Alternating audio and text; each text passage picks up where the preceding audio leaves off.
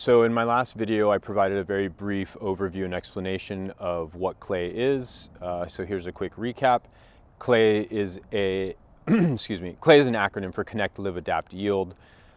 CLAY is also a questions-based approach to working within living systems, i.e. the Earth. This draws us into our next question, next two questions, which is what is diet and where is diet? I'm going to make this as brief as I possibly can, but as impactful as I possibly can. So here's another acronym. Aside from the fact that we all know diet can be many things to many people, I believe diet can be a technology. Here's the acronym. Deliverable information via edible technology. Deliverable information via edible technology. That's one side of the spectrum. Other side of the spectrum, deliverable information via edible toxicity. Deliverable information via edible toxicity. So on one side of the spectrum, we have a technology. On the other side of the spectrum, we have a toxicity. Both have the equal opportunity to influence the behavior of a species. So how can diet be a technology, and why would we possibly want to consider it one?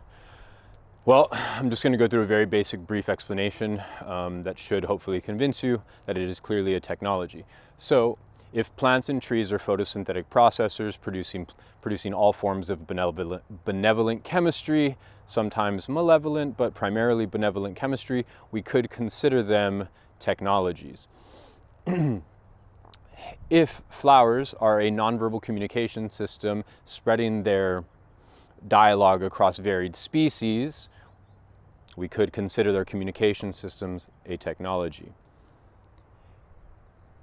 If the emergence of highly sophisticated, beautifully designed products in the form of seed disseminating fruits are the expression of the previous two technologies, fruits could also be considered a technology of expression. So why is this important? Well, if you subscribe to the idea that foods and liquids build the body and the brain, and that the brain is responsible for the neural system, and the neural system is responsible for the perceptual system, and if how you see the world is how you engage the world, I think we need to be asking deeper questions about the foods we build our body and brains with.